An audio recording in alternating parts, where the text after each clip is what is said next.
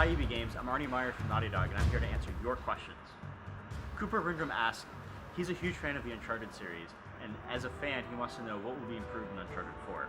I think one of the biggest things that you're going to find interesting and better from the previous games in Uncharted 4 is the fact that we really made these wide, expansive environments for you to explore, both in traversal sections. If you look back at our PSX demo, the fact that when Nathan is climbing on the side of a cliff, there's different pathways through that cliff. You're able to avoid combat in some situations. So check that out. You can see that there's different pathways.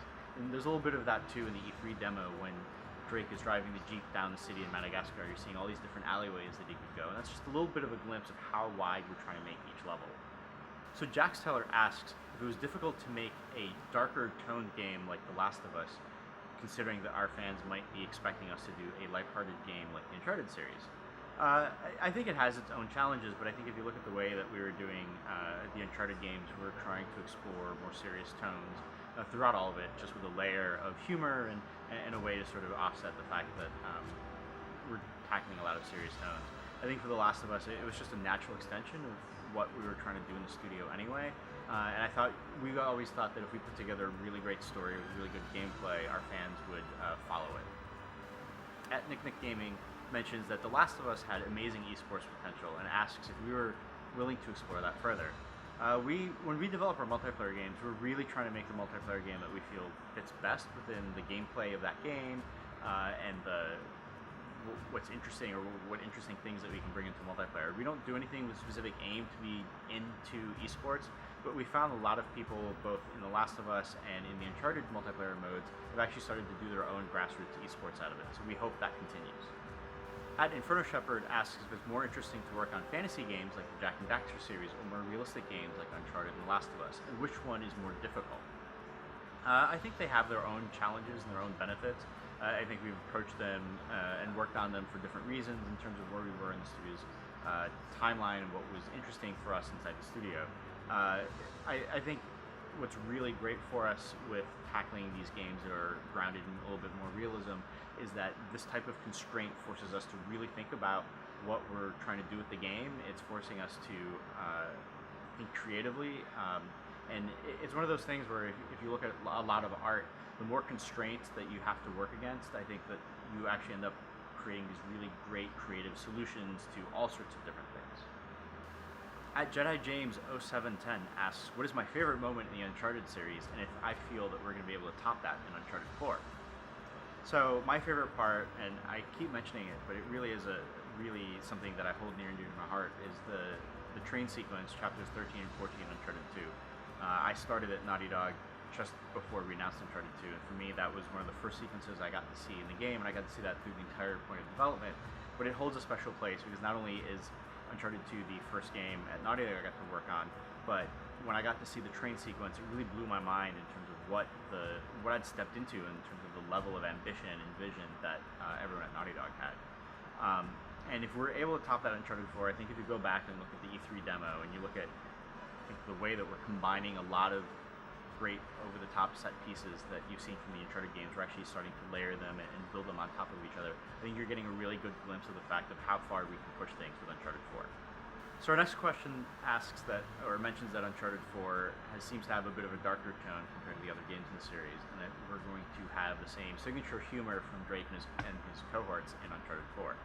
I really think that while we're creating some interesting narrative tension with the return of Sam and how that's pulling Drake back into the world of Yarn from his new, more safer life with Elena, and we are exploring more serious tones, I think when we're thinking about Uncharted 4, we're always thinking about making sure that we retain the core aspects of Uncharted, and that is making sure that Drake is Drake, and that means he's going to have these lighthearted quips, no matter how terrible the situation or how harrowing the situation he's in.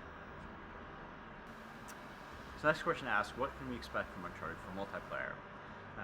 The cheat sheet answer is take a look at our multiplayer beta. You're going to see a really great overview of what we're trying to do, but there's a few things that I would want to highlight. The things that we're trying to bring in a lot of the single-player gameplay mechanics into multiplayer, both in having a lot more vertical environments, but having things like the grappling hook, which you can use as a melee object, but also you can use it to swing around the environment and get new vantage points, flank your enemies and things like that. But I think what's really interesting, what's really new with multiplayer, is that we're introducing the concept of mysticals and sidekicks, and being able to pop the supernatural elements from the first 3 games and really use that to as part of your gameplay strategy and tactics. And the same thing for sidekicks. You're able to use them to pin down your enemy, or to help you survive, or be able to flank the enemy. So I think those are really great bits that add a lot of variety to the gameplay and actually can fit to different styles of multiplayer that you may have as a player. So next question points out that Drake seems to have new moves with the grappling hook and the climbing pitons, and asks, what can we see in terms of traversal in Uncharted 4, and how will that help Drake navigate the environment? A lot of those things are really meant to go hand in hand with the fact that we're creating a lot broader, more expansive environments for you to explore and traverse in, and the fact that we're giving you a lot more choice in terms of how you want to approach a lot of these traversal moments, but also give you the opportunity to take different paths through it. So there'll be times where you'll be able to use the grappling hook and take a new direction that maybe ordinarily you would have just been climbing up a wall. So it's really in service of giving you a lot more choice with all of our levels. So next question asks how the move to next gen has changed the limits of what we can do with the Uncharted game, and specifically with Uncharted 4. The new hardware has really let us do a lot of the things that we felt that we couldn't do, or we couldn't do together on the previous bit of hardware. One of the things we're talking about is having these expansive environments, which is an easy way we're able to add more detail into all of these environments to make you feel really grounded in the world. But for me, I think one of the things that really stands out, if you go back and look at the E3 demo, is the fact that we're really able to layer a lot of gameplay mechanics that the previous games were able only to do by themselves. So if you look at the part in the E3 demo where Drake is being dragged through the mud, you see that he's on a rope, he's shooting his gun on the rope, and that rope's attached to a truck. And if you look at the previous Uncharted games, we're only able to do one of those things at a time. You know, he's on a truck in the convoy sequence, he's using the rope to go across the ice cave in Uncharted 2, but we've never been able to combine all of those things. So I think that's really opening up what you can do as a player, and I think that it really shows the fact of the power of the technology that we've been able to use with the PlayStation 4. So this is my favorite question. Who would win in a fight between Nathan Drake from Uncharted and Joel from The Last of Us? We get asked that question a lot, and we've actually been thinking about it a lot. And I think there's an interesting twist to this. The one thing that you forget is that Nathan Drake is a very humorous character. He's very approachable, and he's very likable. So even though they might be angry at each other, I think Nathan Drake can quickly disarm Joel with and talk his way out of the situation. And I think once he gets around to doing that, I think they'll both agree that instead of fighting, they should go to the bar and have a drink.